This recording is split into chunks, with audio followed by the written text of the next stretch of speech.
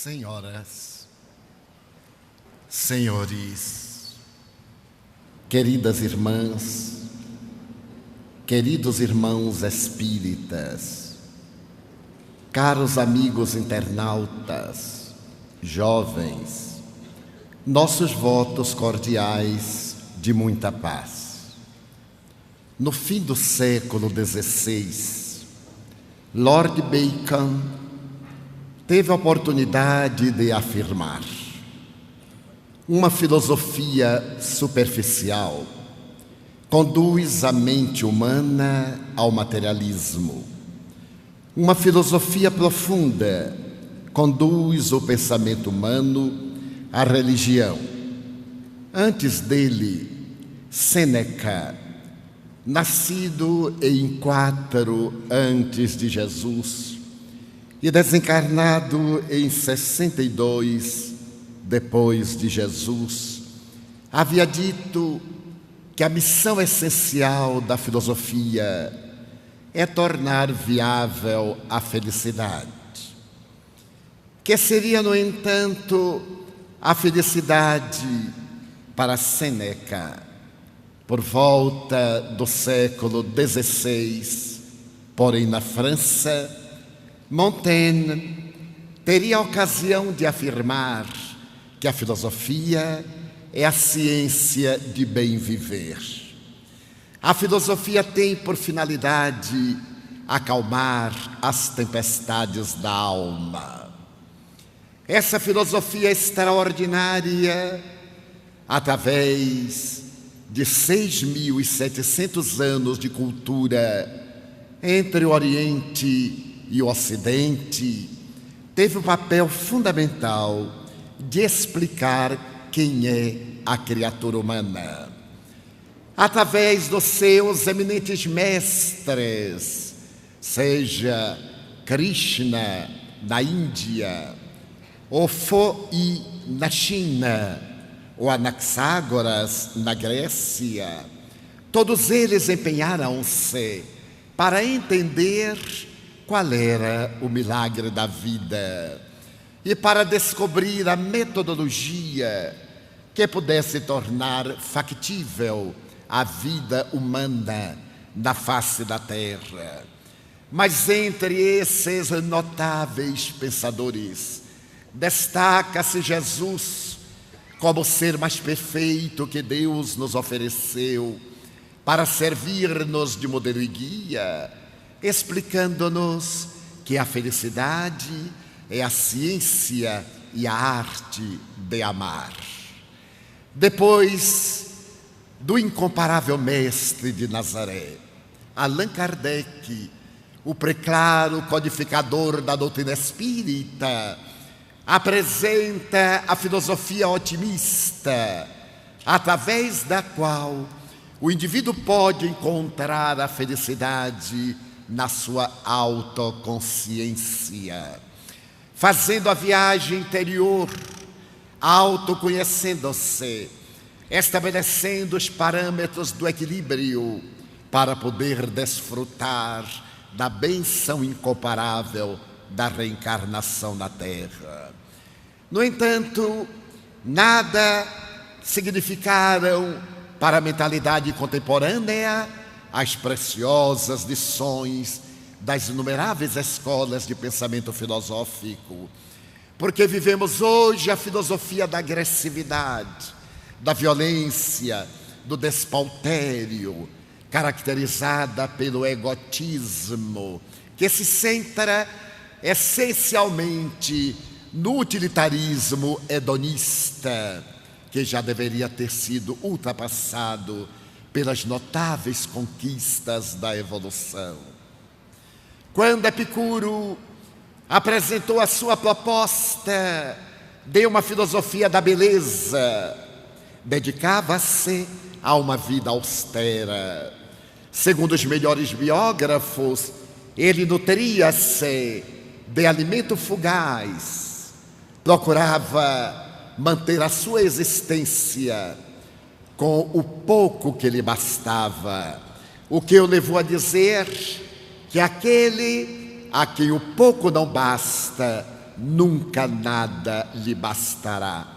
No entanto, os seus discípulos procuraram conceber no hedonismo a filosofia do prazer para a felicidade e estabeleceram que esse prazer deveria centrar-se primordialmente no ter, porquanto, através daquilo que possuísse, a criatura humana poderia comprar aquilo que lhe atenderia às necessidades do prazer. E atiraram-se esses discípulos na tormentosa busca do ter, perdendo-se na insatisfação do prazer, porque descobriram que o prazer sensorial, por exemplo, não atende às necessidades do vazio existencial. E o indivíduo muitas vezes atormenta-se por ter e, quando adquire, faz-se escravo daquilo que tem por medo de o perder. Constataram, ademais, que existem dois tipos de escravos em relação à posse: aqueles que possuem a posse possuidora que os aniquilam, e aqueles outros que são atormentados pela posse que ainda não lograram. O espírito Joana de Ângeles, analisando essa colocação do hedonismo ancestral, estabelece que existem aqueles que consideram a felicidade através de uma maneira muito superficial, dentro de colocações relativas. E então eles afirmam: eu somente serei feliz quando me casar, quando me formar, quando tiver um patrimônio, quando conseguir um automóvel último modelo. Ou então, eu somente serei feliz se atingir a minha meta, se ver-me livre dos meus inimigos, se observar os meus adversários tombar na desgraça. E então, a sua é uma felicidade condicional. A felicidade hedonista, portanto, daqueles padrões que fugiam ao epicurismo, não tem nenhum sentido de natureza profunda. Como seria então a verdadeira felicidade? Depois de observar as manifestações perturbadoras dos epicuristas, Zenão de Cício esteve preocupado com a busca do estoicismo. O indivíduo encontrar, através dos valores éticos, da fortaleza moral, a resposta para as suas necessidades, e estabeleceu que era indispensável a construção do indivíduo interior, fundamentado na realidade de si mesmo, considerando que a dor é um acidente de percurso, que a dificuldade é um desafio que pode ser vencida, que os problemas são convites ao desenvolvimento intelectual e moral da criatura humana. Nada obstante, esse homem admirável, aos 72 anos, depois de haver torcido o pé, considerando que a sua vida já não tinha mais qualquer sentido, optou pelo suicídio, através de um enforcamento covarde, fazendo que o estoicismo hoje tivesse uma conotação muito diferente daquela proposta no seu tempo. Boécio, que vivera aproximadamente 600 anos, quase antes de Jesus, pertencia a uma família nobre de Roma, era portador de uma sólida fortuna e compreendeu que era necessário manter uma atitude estoica perante a vida, quando, caindo em desgraça diante do imperador, foi condenado à morte. Teve o seu corpo marcado a fogo pelo sinete da tragédia que o aguardava, e tendo perdido tudo, inclusive a liberdade, manteve no cárcere uma atitude estoica, escrevendo uma bela obra de filosofia, graças a amigos que lhe passavam os instrumentos para grafá-la através das grades do cárcere, e tornou-se realmente um exemplo de coragem diante da morte. A morte é fenômeno da vida e deve ser encarada como coisa perfeitamente natural. Considerar a morte uma desgraça ao fim é perder o sentido lógico da existência. O mesmo que terá mais tarde oportunidade de asseverar Cícero, no século I em Roma, dizendo que a morte é o encerramento de um período que o indivíduo pôde percorrer com elevação e com nobreza, e também desmascarando outro motivo de que se utilizam as criaturas para fazerem a apologia da infelicidade, a velhice. Cícero, que teve uma vida relativamente longa, asseverava que a velhice é o período mais agradável da existência humana, quando vários inimigos puderam ser domados, inclusive o tormentoso apetite sexual. Exaltava a velhice como sendo o momento da sabedoria, em que as experiências acumularam-se para tornar a criatura realmente íntegra, rica de conhecimentos, estável emocionalmente e padrão para gerações novas. Então, os pensadores que se multiplicaram, legando, por exemplo, a Marco Aurélio essa mesma herança estoica de que se fizera modelo Epícteto, aquele que era escravo do liberto de Nero, Epafrodito, de pequena estatura e de pouca beleza. Epícteto dizia que o sofrimento é uma experiência que engrandece a criatura humana, tornando-a realmente feliz. E de tal maneira demonstrou a excelência desse estoicismo, que oportunamente o seu bárbaro senhor, apertando-lhe o braço frágil e torcendo, permitiu que Epícteto com tranquilidade dissesse-lhe: Senhor, se torcer um pouco mais, ele quebra. Ouviram-se 2 estalidos, e ele continuou sereno, dizendo: não avisei, quebrou. Havia tido seu braço arrebentado pelo algoz, e nada obstante era superior àquele ser selvagem e bípede que competia com os quadrúpedes na sua animalidade. Que será então a felicidade?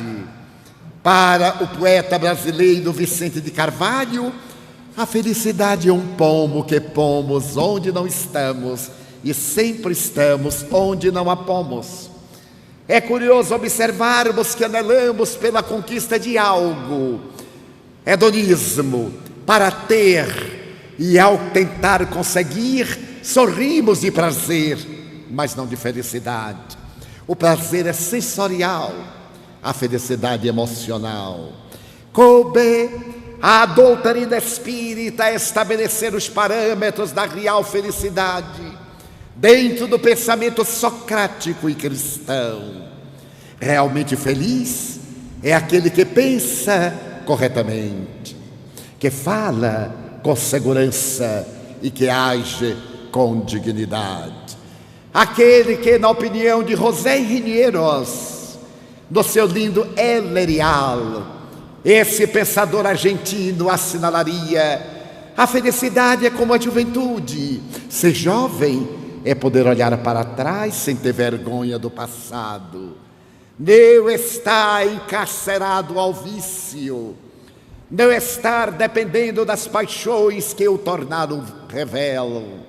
Ser jovem é ter uma atitude de liberdade em qualquer época da vida, porque a juventude biológica, esta passa muito rápida. Recordo-me que referi-me aqui de quando eu era jovem. Aos 10, 11 anos, eu olhava um homem de 25 anos e parecia-me tão velho. E dizia de mim para comigo: Deus meu, eu não chegarei aos 25 anos. Mas quando completei 25 anos, eu olhava para o de 40 e dizia: como tem coragem de viver 40 anos? Até que certo dia, ao despertar, era a data do meu aniversário e eu constatei que estava com 40 anos. Fui tomado de espanto.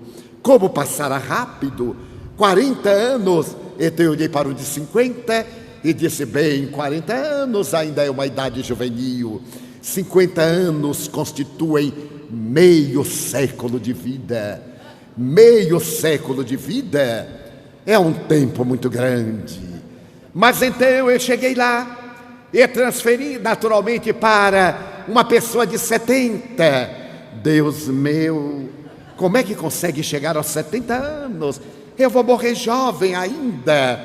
E acompanhei a trajetória dos que tinham 70 anos. E de repente acordei com 70. Eu tive um choque psicológico. Corri, peguei a carteira de identidade, conferi, mas aí eu transferi para um de 90. E olhei e disse: olá, boy, eu vou chegar aí. Claro que está muito longe, mas eu estou seguindo no rumo, mas perfeitamente jovem, no conceito desse notável filósofo sul-americano, porque olho para trás e não tenho vergonha do meu passado, contemplo as pessoas e fito-as nos olhos, porque esta foi uma das primeiras emoções que eu experimentei ao compulsar a doutrina espírita. Quando Allan Kardec fala dos espíritos que desencarnam, muitas vezes vitimados pela calúnia, pela perseguição, pelas incessantes tenazes da idiosincrasia e dos ódios humanos. E então, quando chega a espiritualidade, ter a tranquilidade de olhar os seus acusadores nos olhos e eles envergonhados abaixarem-nos. Desde aquele dia que li esta mensagem de grande profundidade, que eu procurei conduzir-me de forma que possa sempre olhar as pessoas nos olhos, e não serei eu quem os abaixará, porque estarei perfeitamente tranquilo. Então, o que é a felicidade? Ora bem, a felicidade tem nuances muito características. Se nós recuarmos na história, iremos ler em Heródoto de Halicarnasso, que no século VI antes de Jesus, viveu na terra um homem que foi considerado o mais rico de todos os tempos. Creso era rei da Lídia. A Lídia era um país que estava situado onde hoje se encontra a Turquia. E Creso era um soberano discricionário, a quem a vida havia oferecido tudo, e ele desfrutava de todas as concessões que a fortuna pode oferecer.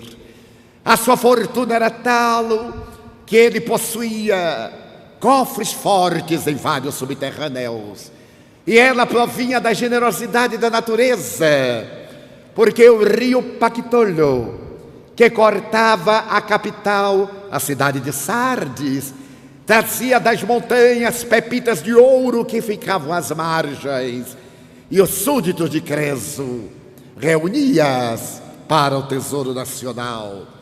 Pedras preciosas, estátuas de pórfiro, mármore, eram adquiridas em toda parte da terra, e o seu palácio suntuoso foi quase considerado uma das maravilhas da arquitetura da época. Creso era feliz, segundo a visão utilitarista. Era pai. Ele tivera 2 filhos. Um deles, lamentavelmente, era surdo-mudo. E o outro, Actis, estava reservado para governar o seu povo quando Creso morresse. Porém, o grande vidente Cleóvis, quando nasceu Actis, Fez uma premonição e disse que o seu destino estava marcado nos astros. A sua vida dependeria muito de cuidados especiais, porque ele podia perceber que a vida do jovem príncipe seria muito curta, quando uma seta lhe atravessaria o corpo, deixando naturalmente a Lídia seu herdeiro imediato. Quando Creso teve a informação de Cleóvis, cercou o palácio de cuidados especiais, colocou guardas permanentes ao lado do filho, crianças especialmente convidadas para crescerem ao lado de Actes, para que ele não pudesse ser vitimado pelo destino. Passaram-se os anos. O rei tornou-se o soberano mais invejado de todo o Oriente e de grande parte do Ocidente. Nesse ínterim, aconteceu algo inesperado, quando Midas, rei da Frígia, entrou num grande conflito com seu filho Adasto e mandou para o exílio. Quando Creso soube do destino infeliz do jovem Adasto, que era da mesma idade do seu filho, mandou buscá-lo e trouxe-o para a capital da Lídia. Os dois jovens identificaram-se. Eram belos, ricos, sonhadores. Viviam nas cercanias do palácio e dentro da casa luxuosa, mas não tinham permissão de afastar-se dos muros que impediu o acesso ao mundo exterior e aos bosques.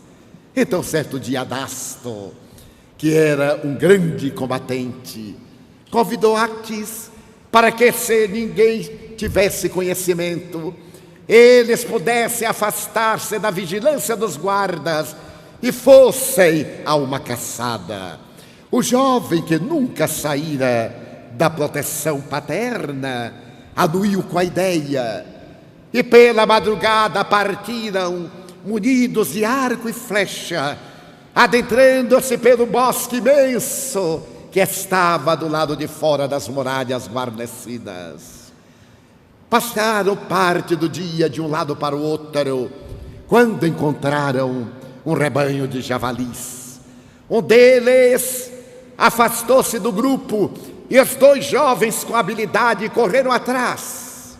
Actes tomou a dianteira de Adasto, e este, que era hábil ao disparar a flecha, a uma regular distância percebeu quando um arbusto movia-se, e acreditando tratar-se do javali, disparou o arco, no justo momento em que Actes levantava-se, e a flecha transpassou e matou, conforme estava escrito no destino dos astros.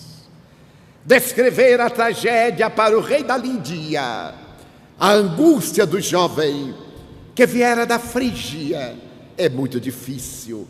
Por felicidade, se assim podemos dizer, um lenhador que se encontrava naquele lugar ao mesmo instante percebeu o infeliz sucesso e naturalmente depois em favor de Adasto. Mas o jovem, amargurado, quando viu o ataúde do seu amigo e a família pranteando, suicidou-se sobre ele, porque a sua vida estava assinalada pelas tragédias. Sepultados dois jovens, com muita dificuldade, Creso reergueu-se. Nesse período, Creso teve notícia de que o notável sábio grego realizava uma jornada por toda aquela região.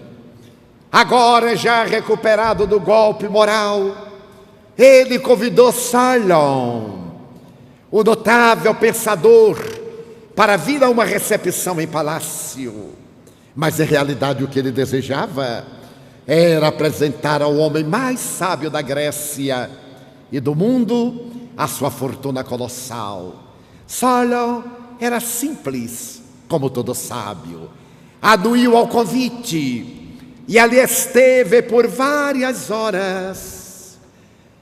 diante dos escravos que desfilavam os acepipes variados e exóticos, até o momento quando Creso convidou a visitar os seus tesouros armazenados nos subterrâneos. Descendo com parte da corte e o grande filósofo, então Creso dizia: aqui nesta sala conservamos as estátuas mais caras que o mundo conhece. Nesta outra sala do tesouro estão as moedas de ouro que eu mandei cunhar. A Creso se devem a cunhagem e a negociação das primeiras moedas de que se tem notícia. Ali adiante, e o sábio olhava com uma certa indiferença mal disfarçada, o que angustiava Creso. Depois de exibir todo o seu poder e voltar à sala do trono, eis que Creso, agora diante da corte deslumbrada, pergunta ao nobre viajante de Atenas: Solon, tu que és considerado o homem mais sábio do mundo, dize-nos quem é o homem mais rico do mundo. E Solon respondeu jovialmente: eu conheci Atenas, um jovem de nome Telos, que era muito pobre e que se dedicou a atender às necessidades da sua pátria, demonstrando-me ser o homem mais feliz, porque possuidor da riqueza interior que não se conta através de moedas. Creso ficou desapontado e, referindo-se ainda às montanhas de ouro que acumulava, perguntou pela segunda vez: muito bem, talvez ele seja o homem mais feliz, mas não o mais rico. Então eu gostaria de saber, na sua opinião, qual seria o segundo homem mais feliz, mais rico do mundo. E Solon respondeu: lembra-me de 2 jovens pobres de Atenas, que eram filhos de uma viúva e que viveram para atender a sua genitora, dedicando a sua vida para tornar a dela menos áspera, menos dolorosa. Passaram-se os anos e, quando ela faleceu, eles ofereceram suas energias a Atenas para manter a cidade bela e rica de arte, de cultura e saber, e para defendê-la das agressões de Esparta. Então Creso não suportou aquela comparação e demonstrou seu desagrado de maneira quase hostil a Solon, que lhe percebeu os sentimentos inferiores e redarguiu: Creso, gostaria de dar-te um conselho. Ninguém nunca pode considerar-se realmente feliz antes de experimentar o castigo do tempo. O castigo do tempo, o passar das horas, o suceder das experiências, os acontecimentos do futuro, é que estabelecem quem é o homem realmente feliz depois que ele deixa a terra. Creso não se sensibilizou, e o sábio foi levado com toda a pompa de retorno ao palácio em que estava hospedado. E Creso referiu-se-lhe negativamente, jocosamente, às opiniões, dizendo que ele não parecia ser tão sábio quanto lhe haviam dito. Passaram-se poucos anos e chegaram até o grande rei notícias de que Ciro, rei dos persas, na sua ambição expansionista, acabara de conquistar a Babilônia, de submeter o seu rei ao cativeiro, e que naturalmente iria expandir o seu território até o ocidente, avançando com os seus soldados na direção agora da Lídia. Naturalmente, Creso percebeu que Ciro ambicionava todo o seu poder econômico para fazer do seu o exército mais poderoso do mundo. De imediato contratou homens que se dedicavam à arte da guerra sem nenhuma vinculação emocional. E quando Midas, o rei da Frígia, o pai de Adasto, que ficou revoltado pela oportunidade que ele dera ao seu filho de ir para Sardes, desejando vingar-se, ofereceu a Ciro território mais próximo da Lídia para facilitar a grande invasão.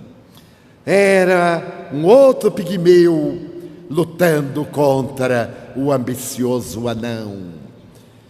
Quando soube Creso daquela armadilha, precipitou-se e então, com seu exército de mercenários, produziu uma estratégia militar que foi um fracasso, atacando os persas, que estavam visivelmente em condição superior a todos eles, e foi derrotado. Naturalmente fugiu de retorno à capital. As tropas persas avançaram e Creso viu a sua cidade ser incendiada inclementemente.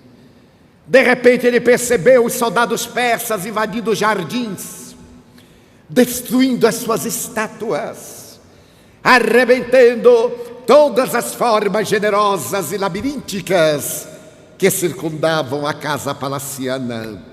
Então conta a história que, de coração amargurado, ele debruçou-se na sacada de uma janela do palácio para ver a vitória dos persas, que se adentravam triunfalmente e iam destruí-lo e matar a sua família.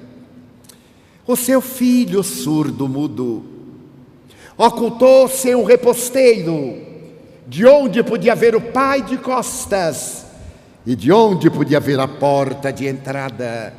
Foi nesse momento que o jovem percebeu um soldado armado com uma lança, que, vendo o rei de costas, preparou-se para atirá-la. Então o jovem teve um estupor e deu um grito: não o mate, ele é o rei. Então Creso voltou-se, o jovem tremeu, a lança cravou-se na madeira da janela, e a vida de Creso foi salva graças a este fenômeno inusitado. Mas ele foi atado a cordas. A família real foi arrastada pelas ruas de Sardes, incendiada, os tesouros foram saqueados. Os imensos subterrâneos foram invadidos e a soldadesca embriagada carregava as joias e as peças de auriversaria como espólio da guerra. E o rei, agora humilhado, arrastado como um pária pelas ruas, foi levado à praça principal, onde foi atado a um poste para ser queimado vivo. Os soldados começaram a trazer as achas de lenha, a jogá-las ali.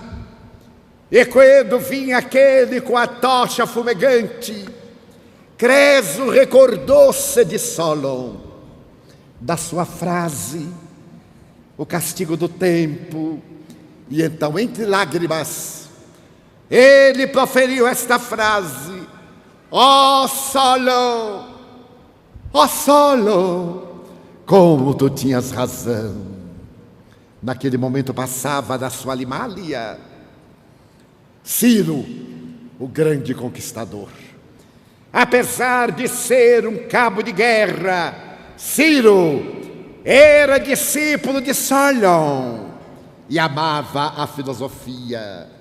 Ao escutar o nome do inesquecível mestre, pronunciado por aquele estranho, deteve o animal e perguntou-lhe: por que chamas? Por que clamas por Solon? O rei da Lídia então disse-lhe: porque um dia eu o recebi no meu palácio, com a pompa inimaginável que se dedica aos poderosos do mundo. E narrou, ante o deslumbramento de Ciro, que estava diante do rei vencido e não o sabia. E então, por mais que eu desejasse exibir o meu poder e ser considerado o homem mais feliz da terra, por ser o homem mais rico do mundo, Solon declarou mais de uma vez que a felicidade não estava no poder, nem no ter, que a felicidade estava no ser, como um jovem de nome Telos, que ele conheceu em Atenas, e 2 outros que na orfandade dignificaram a sua pátria. Então ele me disse que a felicidade somente pode ser considerada depois que vencemos o castigo do tempo. E ele tinha razão. Aqui está humilhado e vencido o grande rei da Lídia. Então Ciro, para espanto geral, mandou que o retirassem do poste e gritou para os seus soldados: anotem, o grande Ciro liberta o rei vencido, porque por minha vez aceito também a palavra de Solon. É muito provável que mais tarde eu seja vencido numa batalha e terei coragem de esperar clemência do meu algoz, a mesma clemência que estou concedendo a este rei vencido. Creso foi libertado, pediu socorro para a família, e Ciro concedeu. E aquele homem soberbo, que possuíra tanto, até hoje ninguém o ultrapassou, pediu ao vencedor que o aceitasse como seu tesoureiro, porque ele sabia administrar fortunas. E Ciro aceitou, sim. Levou para a Pérsia e fez que ele se tornasse o preceptor do seu filho, que o substituiria mais tarde, depois que a morte o arrebatou da jornada física.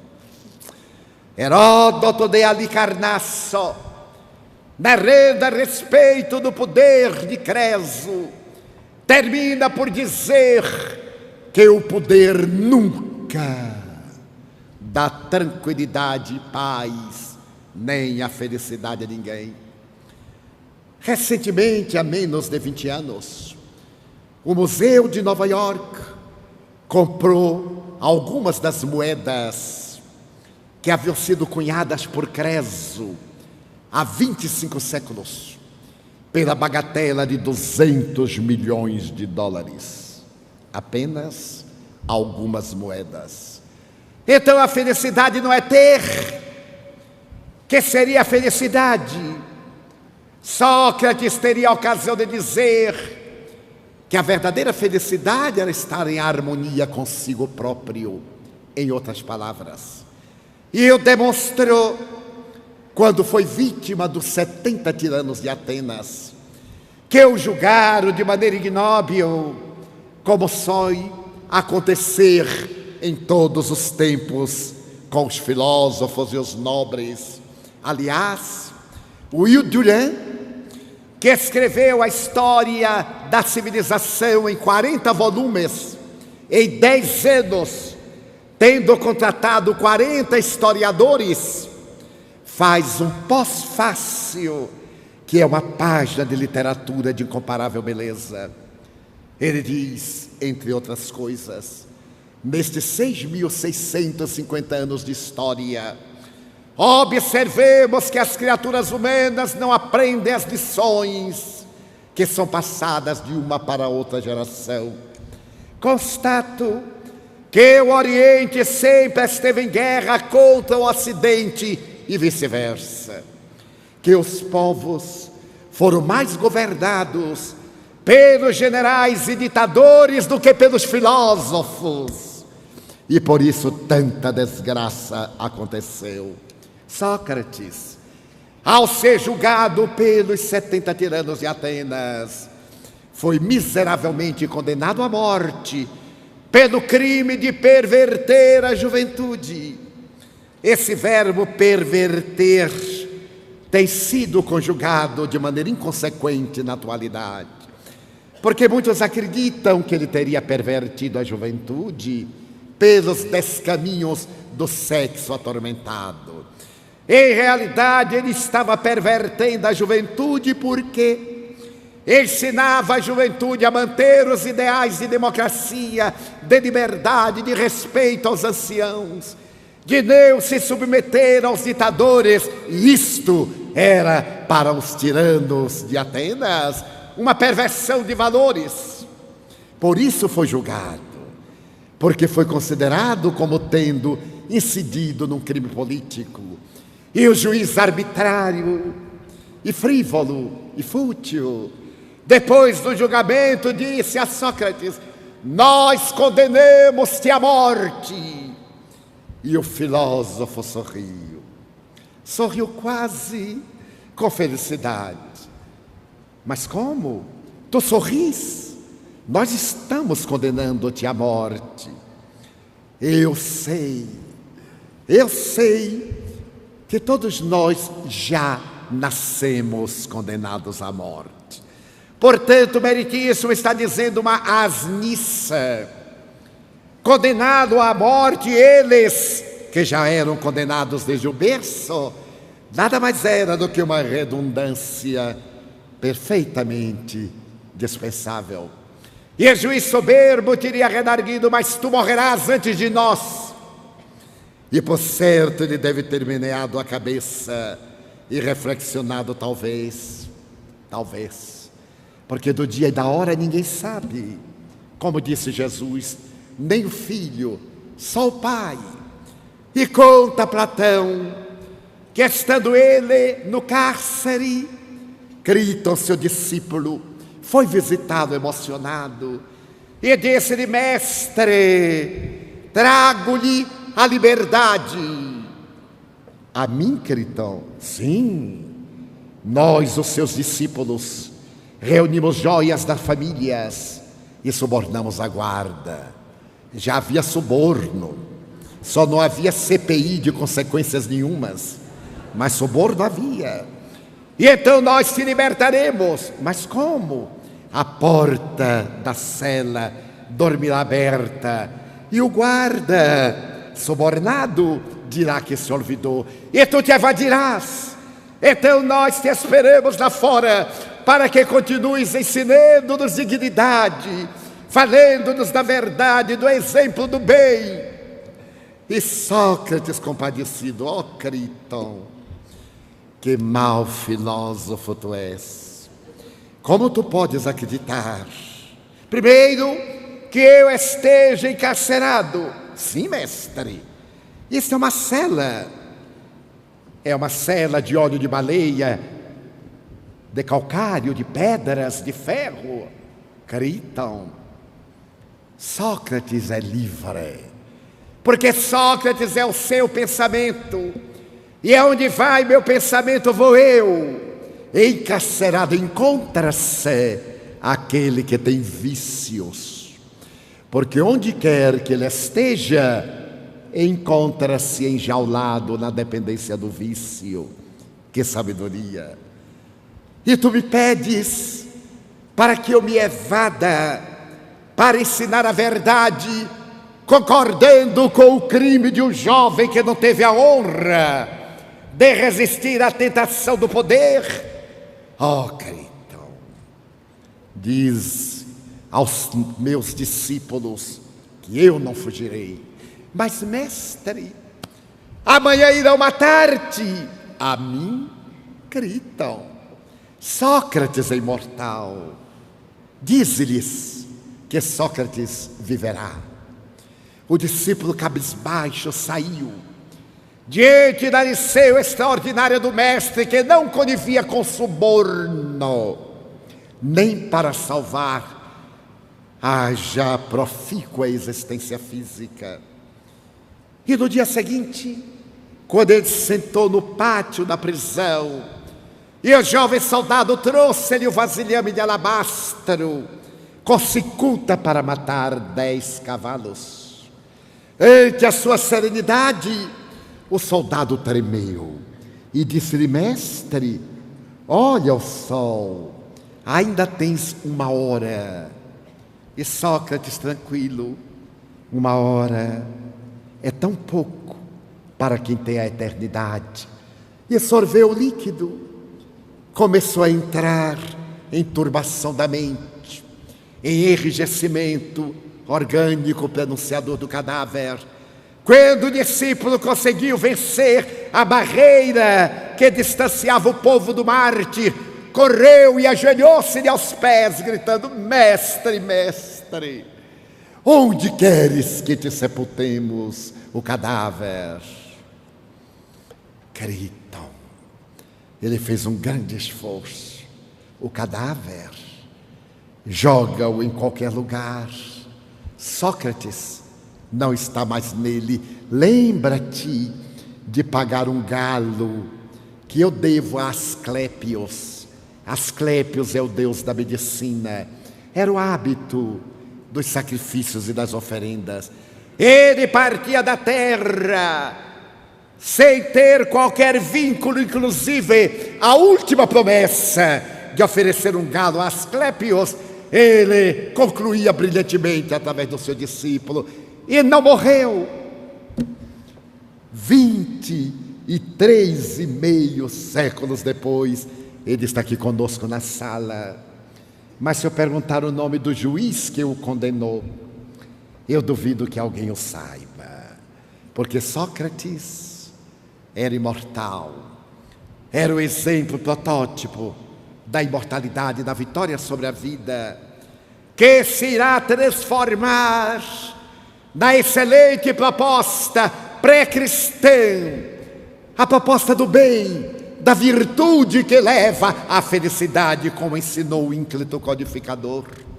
Sócrates e Platão, pioneiros do espiritismo, que divulgavam a imortalidade da alma e a reencarnação.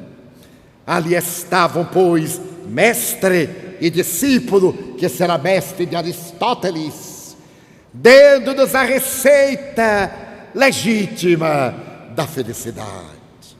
A felicidade não consiste em ter, ou em deixar de ter, como preconizava Diógenes, o filósofo cínico, porque todo mundo que tem, pensava ele, tem medo de perder o que tem, e então isso já é uma infelicidade. De certo modo ele tem razão. Eu conheço algumas pessoas que têm tanto medo de ficar pobres, de ficar velhas, de morrerem, e morrem antes de ficar velhas, o que é uma maravilha. Então ele dizia: não ter nada é uma razão de felicidade, não se pode ficar pior do que o que já se está. Então isto é uma forma de felicidade. E viveu a sua doutrina cínica de maneira paradoxal. Narram que oportunamente ele estava em Atenas, tentando dialogar com uma estátua, e alguém passou irônico e disse: Diógenes, estás conversando com a estátua? Sim. E tu não sabes que as pedras não falam? Sei. E por que estás conversando com elas? Eu estou treinando o silêncio das pedras para suportar a estupidez dos homens que falam. Era um excelente filósofo. Mais tarde, depois de uma série de exibições cínicas, ele estava em Corinto, quando Alexandre Magno da Macedônia conquistou a Grécia. Era o grande conquistador. E chegando a Corinto, ouviu dizer que ali vivia Diógenes, a quem ele admirava. Que paradoxo! Alexandre Magno da Macedônia, que fora educado por Aristóteles, o terrível guerreiro, era também discípulo emocional de Diógenes. Então mandou que mensageiros fossem ao governante de Corinto com a seguinte proposta: traga-me Diógenes. e eu perdoarei Corinto. Se Diógenes não vier ter comigo na minha galera, eu destruirei Corinto, não deixando pedra sobre pedra. Então o governador, apavorado, correu à casa em que transitava Diógenes, um pardieiro nos arredores da cidade. E aí lá chegando disse: Diógenes, o conquistador do mundo, deseja conhecer-te. Muito bem. E quer que tu vá até lá, que te levemos. Ué, mas é ele que quer me conhecer, eu não quero conhecê-lo. Se ele quer me conhecer, que venha cá, porque lá eu não vou. E não foi. Mas Diógenes, ele destruirá Corinto. Oh, que maravilha! Porque nunca mais teremos medo de ninguém. A cidade destruída não irá interessar a mais ninguém. Quando Alexandre Magno soube, achou notável a coragem dele e foi visitá-lo com os seus generais, com o que havia de melhor nas suas galeras. E chegando ao bairro miserável, Alexandre, que era portador de um corpanzil expressivo, adiantou-se e chegou à porta de entrada da casa miserável e viu Diógenes no chão escrevinhando na poeira. Então Alexandre abriu os braços à porta e disse: Diógenes, venho oferecer-te metade do mundo. Eu sou o dono da terra conhecida. Venho dar-te metade. Quero levar-te para que te sentes ao meu lado no trono. Eu governarei militarmente e tu serás o meu conselheiro. Diógenes ouviu com sarcasmo e indiferença, que não podia ocultar na face irônica. Levantou-se, deu um empurrão em Alexandre e disse-lhe: Senhor, não me tome aquilo que não me pode dar. E saiu. Alexandre ficou aturdido. O que é que ele tinha tomado daquele miserável e que ele, o dono do mundo, não podia dar? Então percebeu que ao abrir os braços à porta, havia tomado sol, projetando a sua sombra. Ele podia dar a Diógenes qualquer coisa, menos a luz do sol. Então ele reconheceu a grandeza de Diógenes. Voltou à sua embarcação e deixou Corinto intacta. E morreu poucos anos depois, ficando Diógenes ainda mais alguns anos além daqueles que ele viveu. Então ele pregava: a verdadeira felicidade é não ter nada. Mas será que é? Eu fui funcionário público, como já disse algumas vezes, graças a Deus.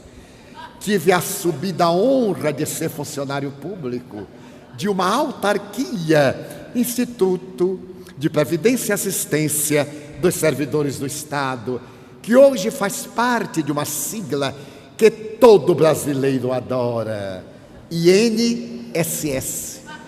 Quem é que não adora essas 4 letrinhas? Pois eu trabalhei lá. E naquele tempo eu era jovem, arrebatado, um pouco mais do que hoje, imaginem como deveria ser. Eu tinha uma colega que era o protótipo da pessimista. Ela partia o cabelo ao meio e deixava escorrido pelo rosto pálido. E chegava lá, eu sempre alegre, e ela passava pela minha carteira e me perguntava: Divaldo, como é que eu estou? Eu é que sabia como é que ela estava. Eu, jovem, entusiasmado, sempre dizia: mas está ótima. Fazia caridade, né? Está ótima, você está muito bem. E ela: não, é que você não sabe quanto eu sofro. Ela era masoquista. Você não sabe da minha vida. Mas Divaldo, e tal e tal. 1 mês, 2 meses, 6 meses, 1 ano. Mas um dia quem não estava bem era eu. E quando ela chegou com aquele rosto de quarta-feira de cinzas e perguntou: Divaldo, como é que eu estou? Eu disse: péssimo, horrorosa. É por isso que você não casa. Quem é que vai casar com uma coisa desta? Naquele tempo já era difícil. Imaginem hoje, esse rosto pálido, põe um pouco de rouge. Make-up chamava rouge. Era um papel vermelho que desmanchava assim e fazia 2 rodas. Faça papelote no cabelo. Papelote. Aqui deve ter gente do tempo do papelote. O papelote era a arte de embelezar. A mulher cortava uns pedaços de jornal, enrolava o cabelo, prendia um grampo. E como não havia laque, mas havia cerveja, colocava a cerveja para fermentar e colocava no cabelo. E os maridos dormiam bêbados. Para ir à festa no sábado, faça um papelote, pelo amor de Deus, enrola esse cabelo lambido, caído. Ela me olhou assustada e fez: nossa, você está hoje pior do que eu. E foi embora. Nunca mais ela me perguntou. Quando ela chegava, olhava para mim e dizia: não, hoje eu estou ótima, viu? Ficou boa. A felicidade dela era ser infeliz.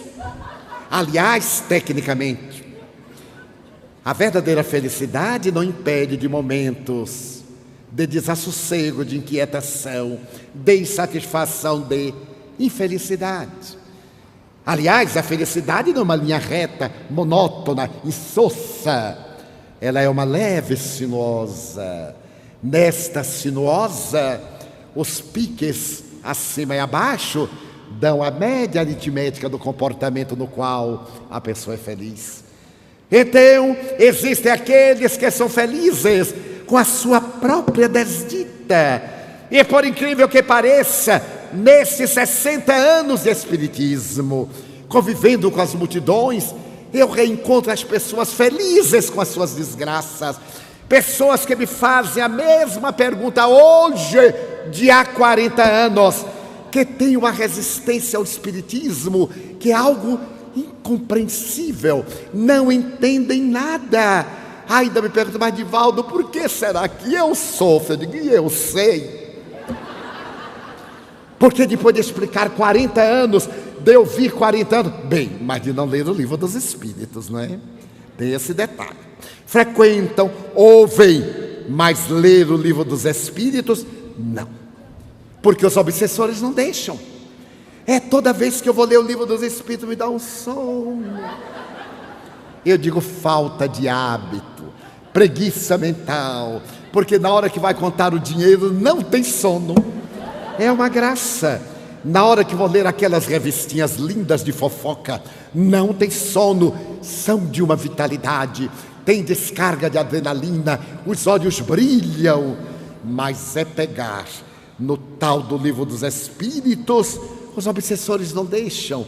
Então eu recomendo assim: leia cantando, leia de joelhos. Eu fui católico, então eu colocava grão de milho para me ajoelhar diante do Santíssimo Sacramento, para me ver livre do diabo, para que os espíritos não aparecessem. E quanto mais eu botava milho, mais eles chegavam. Aí eu desisti e fui ler o Livro dos Espíritos. Eles aí foram embora. Olha que coisa curiosa. Os obsessores têm horror ao Livro dos Espíritos, porque eu lia alto para eles também, que são filhos de Deus. E leio, quando estou a sós, leio a meio tom, quando temos espíritos amigos que me fazem perguntas, e quando por acaso tenho aqueles a quem me vinculo pela lei das afinidades, e eles estão tentando martirizar-me, eu digo: venha, queridinho, agora é a hora da leitura do Livro dos Espíritos.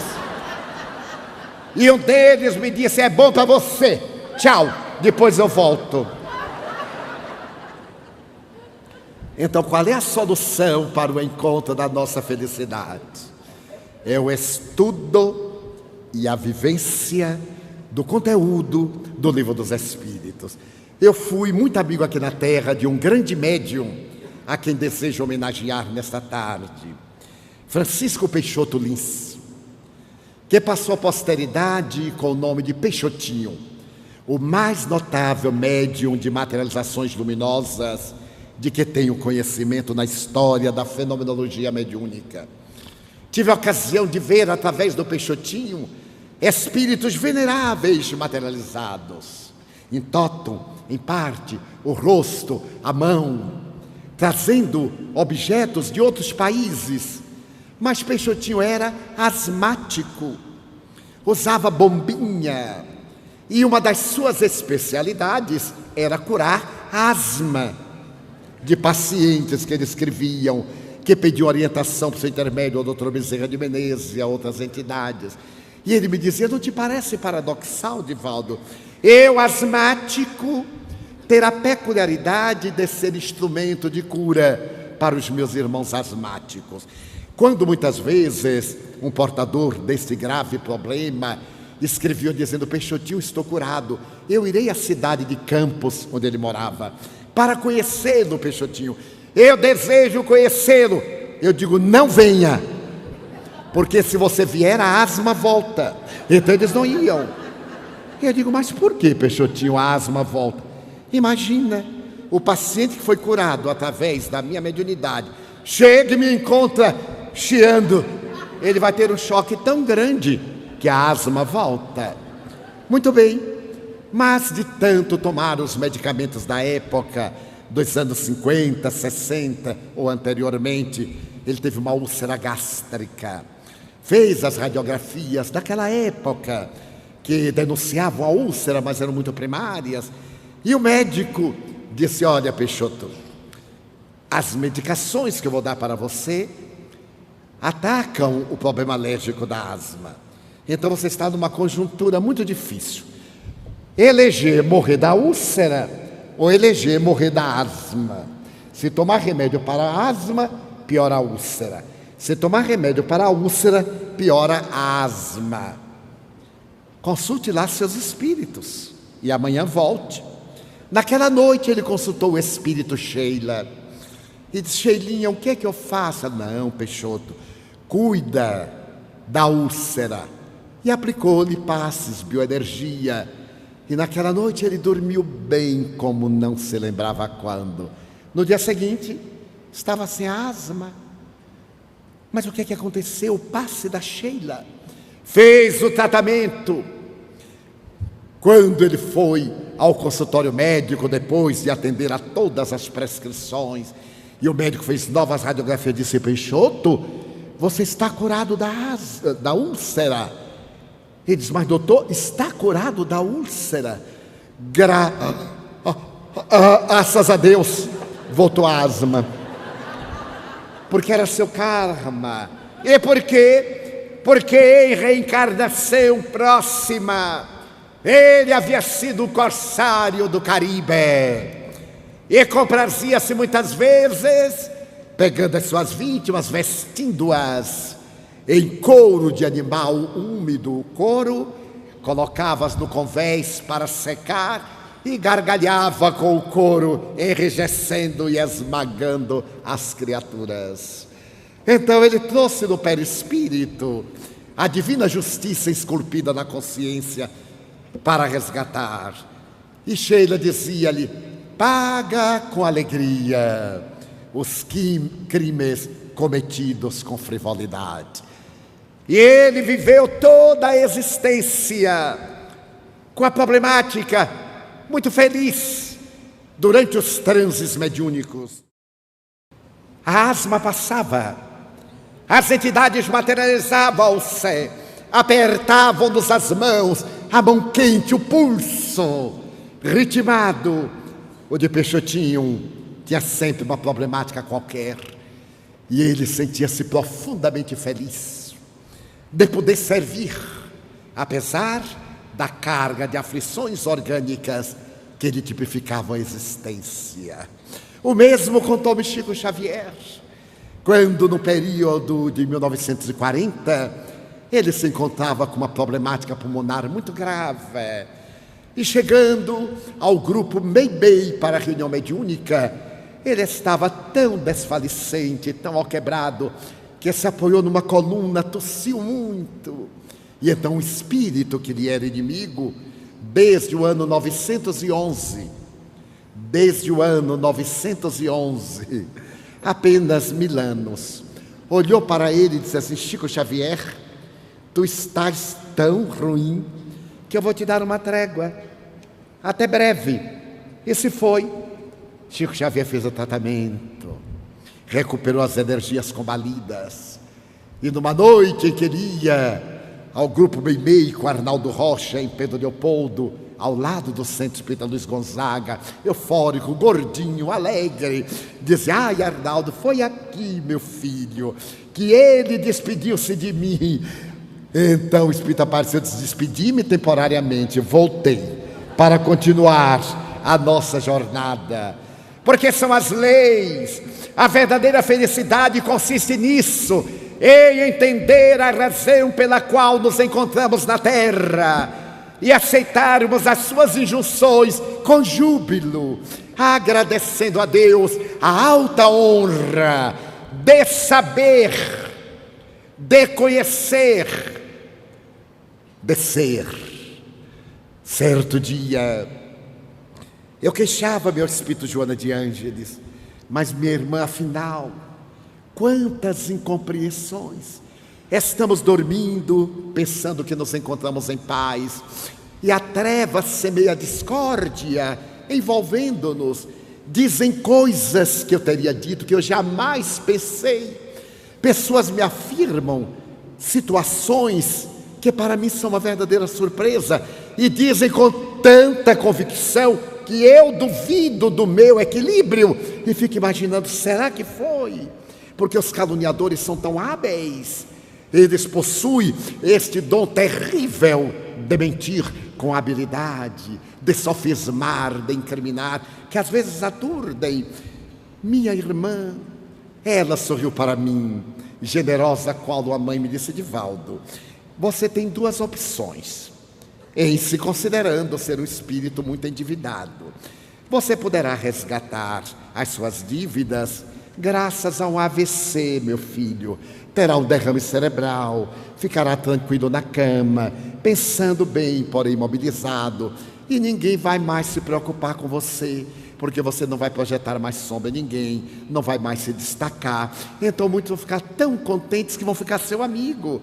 Você vai ter os inimigos amigos, porque eles ficaram felizes com o que chamarão a sua desgraça, que nada mais é do que a sua recuperação. Esta é uma opção, meu filho, o que lhe parece? Eu disse: Ave César, esta opção, pelo amor de Deus, quem já viu? E tem a outra: trabalhar, suar a camisa, correr, servir o mestre incomparável e pagar a honra de encontrar-se na fileira dos trabalhadores da última hora. Então o que você prefere? Eu digo: que venha a tempestade, mas que o Senhor da vida honre-me com a oportunidade sublime de ser um daqueles trabalhadores pegados na praça da inutilidade e arrebanhado a chicote para trabalhar na sua vinha. No sábado passado, eu estava psicografando Joana de Ângeles, e nesse fenômeno eu fico parte desdobrado, totalmente alheio ao que ela está escrevendo, quando chegou um espírito muito simpático e disse: olá, Divaldo, você não me conhece, mas eu sou seu amigo. Ora, Salvador estava fazendo calor, um calor melhor do que o de Curitiba, porque o calor baiano tem brisa do mar, e o de Curitiba não tem brisa do mar. Então, eu estava ali com o ventilador, ouvindo Beethoven, porque Joana gosta muito de Beethoven, aquele ambiente de paz, confortável na limitação da nossa posição socioeconômica, mas muito bom para o meu nível. E então o Espírito disse: mas que beleza, Divaldo, como eu invejo vocês que se reencarnaram neste século. Será que vocês merecem estar reencarnados neste século? Divaldo, há 100 anos que eu estou desencarnado. Eu sou do tempo da carruagem. Muita gente inveja os reis medievais.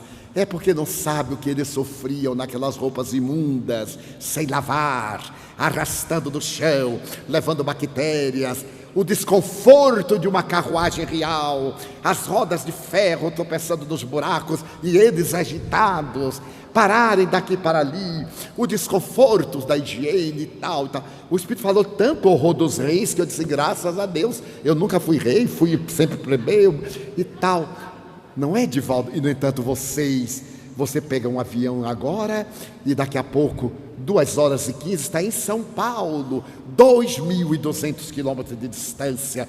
Pega o avião, atravessa o oceano e chega a Portugal. Você se lembra da viagem de Dom João VI, que demorou aquele período terrível, o desconforto? E eu disse, mas sabe que você tem razão. Realmente nós vemos uma época formidável. Ele disse, boa, não é, Divaldo? Pague o preço da violência, pague o preço da confusão do povo, da superpopulação, quer ter tudo grátis, né, queridinho? Pague o preço. Ele disse, você veio me confortar ou veio brigar comigo? Ele disse, não, eu vim só te dizer que pague o preço com felicidade. Toda vez que lhe acontecer uma coisa assinalada como negativa, diga assim, ótimo, estou pagando o preço do conforto, estou pagando o preço, porque tudo na vida tem preço, principalmente a felicidade. Não é verdade? Ele disse, se é verdade, vá em paz, em nome de Deus, e me deixe tranquilo aqui sem preço de nada. Então o Espiritismo ensina-nos a aceitar esta visão do ser. A nossa felicidade não é deste mundo, como está no Eclesiastes, e que Jesus acentuou com muita beleza, o meu reino não é deste mundo. Mas note a colocação da frase, o meu reino não é deste mundo. Eu colocaria reticências e continuaria o raciocínio, porém, começa neste mundo, através dos nossos atos. Porque nós somos os arquitetos do nosso destino. Nós somos o que fizemos de nós. Então estamos nesta situação. E continuando a realizar, nós nos projetaremos a uma situação ainda melhor, quando seremos realmente felizes. Daí, a felicidade, do ponto de vista espírita, é bem diversa da felicidade convencional. As pessoas procuram-me aturdidas à busca de milagres. Eu estou com um familiar que está com muitas dívidas, você pode me ajudar? Eu digo assim, meu bem, eu não tenho dívida porque eu não compro fiado, mas o que é que eu posso fazer? Peça aos Espíritos. Eu digo, eu não faço pedidos desta natureza aos Espíritos, nem para mim. Nunca me permiti fazer pedidos dessa natureza, porque o Pai provê. Aquele Pai que vestiu o lírio do campo de alvura que nem Salomão logrou nas suas vestes, que alimenta as aves dos céus e não lhes deixa faltar nada, mesmo na época de estio. Se nós lhe pedirmos um pão, Ele nos dará uma pedra. Se lhe pedirmos peixe, Ele nos dará serpente. Então eu opto por pedir-lhe misericórdia e não dizer-lhe o que é que ele deve fazer. Isto porque, muito jovem, eu aprendi uma lição fascinante desse contato com as criaturas humanas. Uma amiga minha que trabalhava no instituto contou-me um dia chorando no expediente que a mãezinha dela estava com um câncer uterino. Isso por volta dos anos 50. Ainda não havia quimioterapia, era radioterapia, queimava muito as pessoas.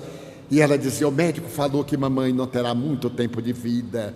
Você que é espírita, poderia ir lá levar uma palavra de conforto à mamãe, ela é muito católica, aplicar um passe de volta. Eu digo, se ela aceitar, eu terei prazer. No dia seguinte ela me disse que a senhora aceitava sim. E como eu dispunha de um pouco mais de tempo naquela época, passei a visitar a sua casa 2 vezes por semana, lia o Evangelho, dialogava, aplicava passes. Ela foi fazendo o tratamento médico com muito cuidado. Passaram-se os meses e teve alta. Teve alta e ficou jubilosa. Eu diminuí a visita ao seu lar. E certo dia, estava atendendo na Mansão do Caminho. Naquela época havia uma fila, hoje há o atendimento fraterno, que seleciona as pessoas. os companheiros todos nos ajudam a atender, mas a filha estava muito grande e quando eu levantei a cabeça estava a senhora. Mas estava linda, porque o câncer quando não mata a pessoa fica bonita. Parece que fez cirurgia plástica, muda de comportamento interior porque viu a morte de perto e como ficou não quer reencontrá-la de imediato. E a filha foi passando, a senhora se acercando até que chegou-se até mim. E eu disse, mas a senhora está tão bem. Abracei-a eufórico e ela disse, Divaldo, eu venho pagar a minha promessa. Porque como você sabe, eu sou espírita católica. Eu não sabia de nada, mas ela disse que eu sabia. Então, como católica, eu já paguei a minha dívida a Senhor do Bonfim, o Santo Milagroso. Estive na colina sagrada, Divaldo. Quando eu fiquei doente, eu disse, Senhor do Bonfim, se o Senhor me permitir a cura, eu subirei a ladeira, darei 3 vezes a volta em torno da igreja, de joelhos. E eu já fui e já paguei. Eu disse, meu Deus, então o joelho dela está em carne viva. Olhei discretamente, mas não vi nada. Foi na época da chamada midissaia. Eu disse, mas a senhora saiu de um câncer uterino para ter câncer da rótula, porque subi aquela ladeira de cimento, de joelhos, dar a volta 3 vezes na igreja, e desci. Meu Deus, Senhor do Bonfim não necessita disso. Divaldo, eu prometi. Mas como é que a senhora fez isto? Como é que você pensa que eu fiz? Se ajoelhou e subiu a ladeira? Não. Eu prometi-lhe subir a ladeira, dar as voltas em torno da igreja de joelhos. Aluguei um táxi, ajoelhei-me no coxim e disse ao chofer, suba, dê 3 voltas à igreja, desça. Eu disse, meu Deus. A mulher ludibriou, Senhor do Bonfim. Mas eu não esperava o que vinha depois. Ela disse, eu já paguei a minha dívida, Senhor do Bonfim. Agora é a hora de eu pagar a minha dívida, doutor Bezerra de Menezes, porque eu sou espírita também.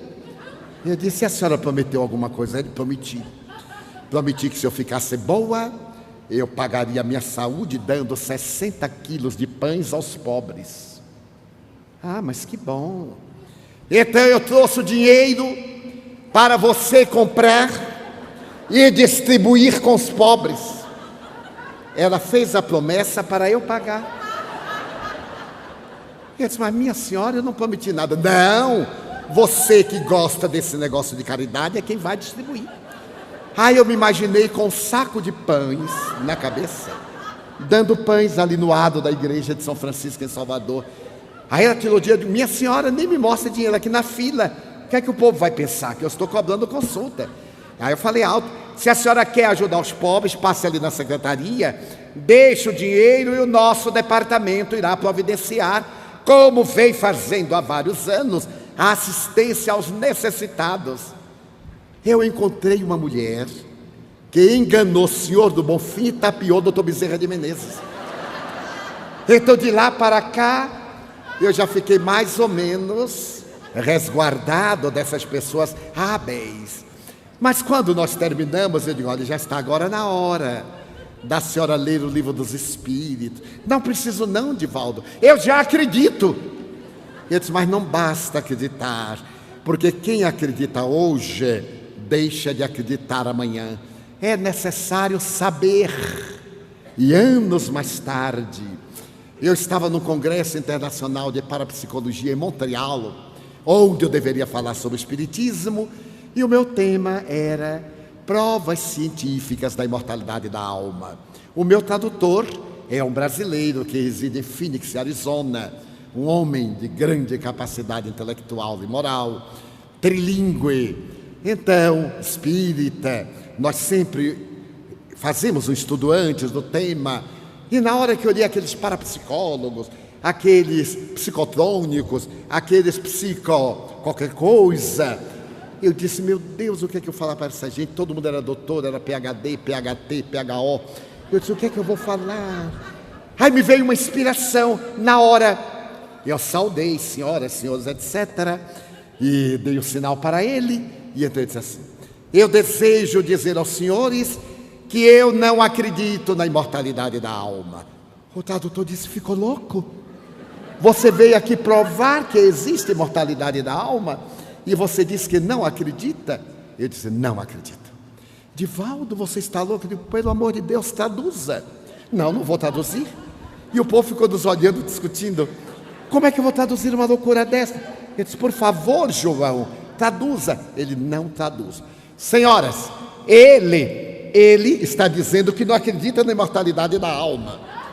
Eu então redarguí, e realmente, eu não acredito. Eu sei que a alma é imortal, porque saber é muito diferente de crer. Quantos aqui que já tivemos várias crenças e as deixamos pelo nosso caminho evolutivo? No entanto, quando nós sabemos ler e olhamos um outdoor e dizemos: não vou ler, já leu. Então, quem sabe tem uma estrutura que resiste às circunstâncias mais difíceis.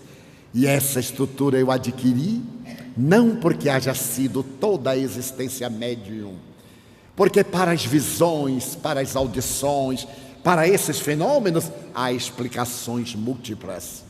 Nada obstante, as explicações de O Livro dos Espíritos são as mais convincentes, porque estruturadas numa lógica inamovível, firmadas no bom senso do egrégio codificador, e resistentes a todas as teses materialistas e utilitaristas que surgiram desde 18 de abril de 1857.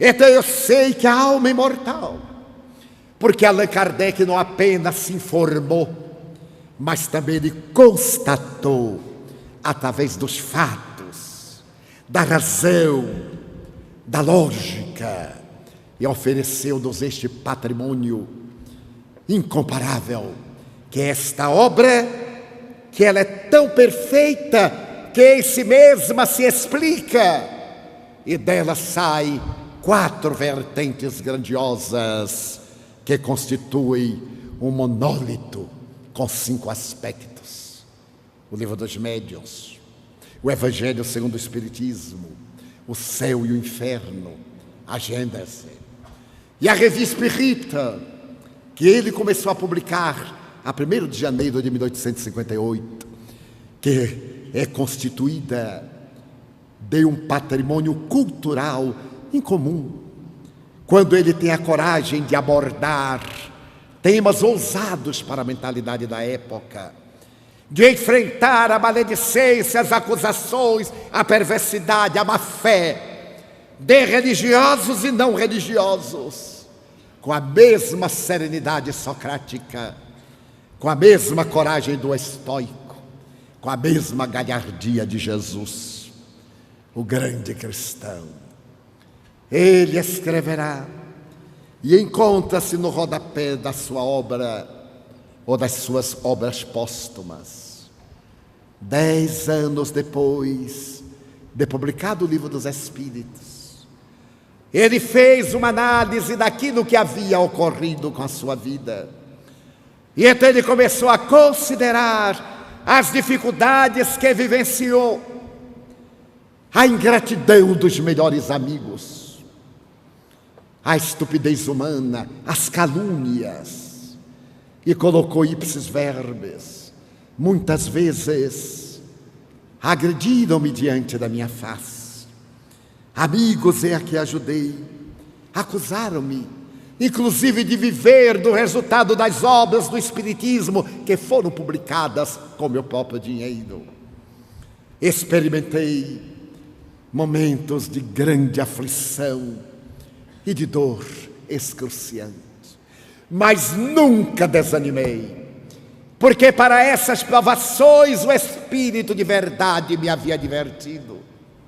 Naqueles momentos piores, eu me elevava acima da humanidade e orava, contemplando o futuro que chegaria para aqueles que fossem fiéis aos postulados da doutrina. Naqueles momentos, eu podia antever as glórias do porvir, Para todas as dores, os espíritos advertiram-me. Mas não me falaram das alegrias de ver a doutrina crescer, de acompanhar o desenvolvimento da mensagem consolando milhões de criaturas, do reconhecimento e do afeto de pessoas devotadas e generosas. Isto o Espírito de verdade não me diz. Então, naquele mesmo momento, eu tive lágrimas nos olhos e falei da excelência do Espiritismo, que nos oferece o mapa do tesouro da felicidade, mas não nos brinda gratuitamente. Estimula-nos a conquistá-la para que tenhamos honra. Não nos confere aquilo que não merecemos, não nos ilude, não nos oferece sonhos nem ilusões. Fala-nos a verdade sem retórica, mas também sem agressividade, demonstrando que é possível ser feliz na terra, mesmo com as aparentes dificuldades, com os aparentes sofrimentos. Na minha longa jornada, recordo-me de momentos muito felizes no lar modesto em que Deus me concedeu a honra de reencarnar. A casa pobre, a mãe analfabeta, o pai que desenhava o nome para poder votar, aprendeu a ler e a desenhar o nome para poder votar, para votar na democracia. E me dizia: você, quando crescer, meu filho, será democrata. E eu dizia assim: eu vou ser democrata. Passaram-se os anos, chegou o Estado Novo, instituído por Getúlio Vargas, depois do golpe de Estado de 37, e meu pai dizia: meu filho, não esqueça, você vai ser democrata. Eu já era agora um adolescente, e um dia eu perguntei: pai, e o que é democrata? Ele disse: eu sei. Mas e como o senhor fala? Eu digo porque Dr. Eduardo Frois da Mota é democrata. E como ele é democrata e disse que nós devemos ser democratas, como ele é um homem de valor, de caráter, eu sou democrata e você vai ser democrata. E eu me tornei democrata. Neste lar modesto, tão rico de belezas, quando minha mãe tinha tempo, com 13 filhos, de colocar-nos a todos no seu colo, um a um, juntar as nossas mãos e ensinar-nos a repetir o Pai Nosso. Quantas vezes em nossa mesa pobre eu vi aquela mulher magra, de olhos verdes como 2 diamantes estelares, na tonalidade verde das águas do mar, as esmeraldas engastadas na face. Enquanto nós comíamos com avidez, ela tomava um pouco de café amargo e sentia-se feliz. Até o dia que, na minha infância e juventude, eu disse: mas mãe, eu não a vejo comer quase nunca, é só tomando café. Por quê? Porque o café tira a fome, meu filho, e a cota que era para mim, eu fico feliz de ver vocês comerem. Estão na idade de crescimento, eu já estou desenvolvida. Eu disse: mas a senhora é tão magra. Não, meu filho, eu sou saudável, eu me alimento do amor de Deus, e Deus me ensinou a renunciar para que você se alimente do seu amor e do pão que é da vida. Quando muitos anos depois, que passamos por ásperas provações, e uma irmã minha suicidou-se, então minha mãe disse assim: não tenho mais o direito de ser feliz. Quando eu penso na minha filha que se suicidou, eu não sinto coragem de sorrir. Como suicidas são ingratos, como são egoístas. Para fugir do problema que eles mesmos arranjam, não pensam naqueles que amam. Desesperados porque suas paixões não foram atendidas, interrompem a vida para se vingar dos outros e matam a alegria daqueles que tanto os amam. Então passaram-se muitos anos e minha mãe guardava uma grande mágoa, porque ao ir ao sacerdote da nossa religião pedir para celebrar a missa de 7º dia, ele lhe disse com toda a dureza: Dona Ana, o suicida já está no inferno, não há lugar para ele na religião. Não pense na sua filha, ela está nas mãos de Satanás, então Deus não a perdoa. Eu vi esta mulher analfabeta olhar para ele. O padre era uma autoridade na nossa cidade e dizer: então o seu Deus é um monstro que eu renego, porque se ele não é capaz de amar, ele não merece nenhum respeito.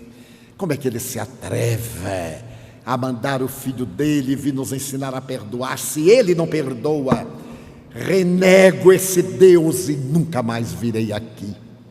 E nunca mais voltou à igreja. Quando ela ficou de mal com a religião, eu estava ainda com 12 anos, eu disse: mãe, então quer dizer que domingo eu não vou à missa, não é? Ela disse: vai, vocês vão, o problema de Deus é comigo, vocês não têm nada com isso. Eu queria tirar qualquer benefício e não consegui nada. Mas ela ficou estoica. Quando eu me tornei espírita, ela perguntou-me um dia: meu filho, eu vejo você com esses livros, você fala dessa nova religião, ela tem Deus, meu filho? Tem, mãe, tem Deus. E o Deus da sua religião perdoa? Eu sabia o que é que ela queria. Eu disse: não, senhora, mãe. Mas meu filho, como é possível? Ele não perdoa? Eu digo: não, senhora. Porque para perdoar, pressupõe-se antes não amar. E ele ama sempre. Então ele não perdoa. Não perdoa porque amando ele compreende as nossas mais graves defecções. Então, meu filho, como é? Ele nos dá a oportunidade de nós resgatarmos o erro. Ele nos oportuniza a bênção da reencarnação. Ele nos traz de volta para passarmos pelo mesmo caminho e aprendermos com sacrifício a lição de sabedoria. Meu filho, então o Deus do Espiritismo é assim? Eu digo: não, senhora. Esse é o Deus do universo, é o Pai. O Pai não castiga, ama. E quando ama, educa. E quando não colhe o efeito imediato, reeduca. Ela pegou as minhas 2 mãos, com as suas mãos calejadas da bacia de lavar roupa e do fogão, os dedos com nódulos de artrose, os olhos agora com lágrimas, e me disse: meu filho, ensine-me a amar esse Deus. Ali mesmo, na varanda da casinha em que ela agora morava, na Mansão do Caminho, eu abri o livro dos Espíritos e comecei a ler: que é Deus. Os olhos dela brilhavam. Eu ia traduzindo as palavras mais clássicas numa linguagem popular. Li desde a introdução até a última página. Repeti, introduzir o Evangelho, fomos lendo. E 5 anos depois, ela me disse: meu filho, depois da maternidade, que me tornou uma das mulheres mais felizes do mundo, porque eu atendi a determinação de Deus, ser espírita é a maior honra que Deus me concedeu nessa existência. Deus te abençoe, meu filho, porque me arrancaste das trevas da ignorância. Eu te dei a luz no parto e tu me deste a felicidade. Estava ela desencarnando. Nilson e eu estávamos no quarto. Ela estava entubada. Então eu vi quando os bons espíritos chegaram para liberá-la. Ela estava num pré-coma.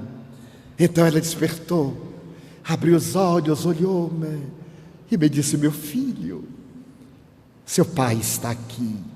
Nair, a suicida. Nair, meu filho, está aqui. Ela está dizendo: mãe, venha logo para diminuir a minha dor. 33 anos depois, eu não aguento mais sofrer, mãe. Venha, eu irei, meu filho.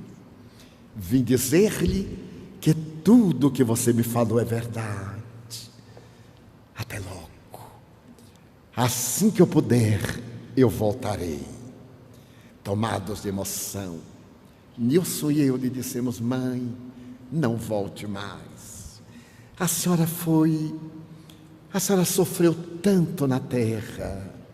Ela teve reumatismo, artritismo, acromegalia, tantas doenças, nunca teve uma empregada, nunca teve o mínimo conforto, senão no fim da existência física, quando seus filhos puderam diminuir-lhe as tarefas.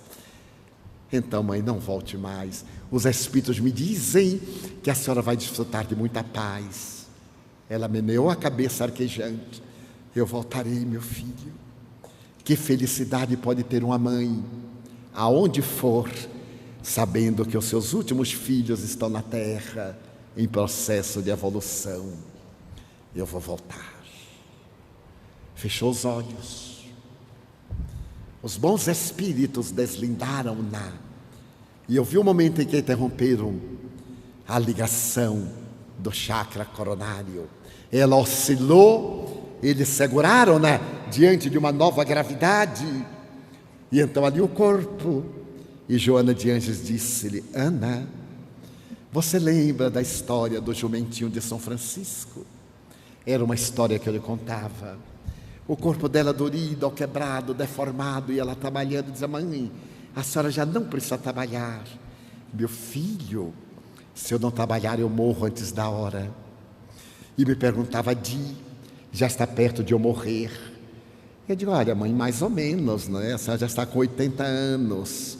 Quando ela completou 85, meu filho, já está perto de eu morrer? Eu digo: mãe, eu acho até que Nosso Senhor se esqueceu, não é? Porque a senhora está com 85 anos. Por que a senhora quer saber? Ah, meu filho, porque eu quero estar toda arrumadinha. E ainda não está? Não, meu filho. Eu ainda tenho umas peças para botar na mala, porque se eu ficar toda arrumadinha, cruzar o braço, Nosso Senhor vai dizer que a velha venha, ela já está pronta que venha. Então não, eu vou deixar para depois. Então ele contava que São Francisco, quando estava muito doente e continuava exigindo do corpo que atendesse às suas necessidades, um dia Frei Leão, que era seu confessor, disse-lhe e perguntou-lhe entre lágrimas: meu pai, eu conheço um homem que tem um jumentinho que cavalga há mais de 40 anos. O jumentinho é dócil, ele diz: vá para aqui, vá para ali, o jumentinho vai. Agora o jumentinho está cansado, não tem mais força, ele leve-me adiante. Chibateia o jumentinho. O que é que o senhor me diz? São Francisco: meu filho, traga-me este homem perverso aqui, para eu ensiná-lo como é que deve tratar o seu jumentinho. Quem é ele? E Frei Leão disse: sois vós.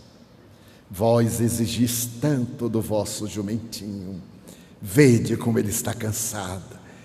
Ele então abre os olhos: oh, meu doce jumentinho, perdoe-me. Minha mãe gostava muito disso. E agora que ela despertava para a vida em triunfo, Joana dizia: lembra-se, Ana, da história do jumentinho de São Francisco? Olha o seu jumentinho. Eu a vi pôr as mãos em ternura. Muito obrigado, meu suave jumentinho, por haver me carregado por 86 anos. Muito obrigado. Que Deus me perdoe se algum dia eu não o tratei como devia. E então ela olhou em volta e me viu vendo-a. Meu filho, você está me vendo? Sim, mãe. Meu filho. Leve esta mensagem de vida para que todos saibam que ninguém morre. E eu via ser conduzida para a região que ele estava destinada. graças ao Livro dos Espíritos, que me ensinou e que nos oferece a verdadeira felicidade na visão do Espiritismo. Felicidade sem jaça, sem ruído, sem adorno, interior, igual àquela do jovem Telos, a que se reportava Solon, que deu a sua vida em favor de outras vidas. Felicidade semelhante à dos 2 jovens atenienses que, órfãos de pai, cuidaram da sua mãe até quando ela partiu e deram a sua vida para a glória de Atenas. A nossa glória é a humanidade, a nossa grande família. Ao sairmos daqui, levemos a palma da vitória, a certeza de que a felicidade no mundo é como uma neblina luminosa que a realidade da luz dilui, mas que ela começa em nossos atos por aquilo que realizarmos da nossa própria existência, suplicando ao amigo incomparável de todos nós que nos abençoe e nos guarde. Agradecemos a vossa atenção e a vossa paciência. Muito obrigado.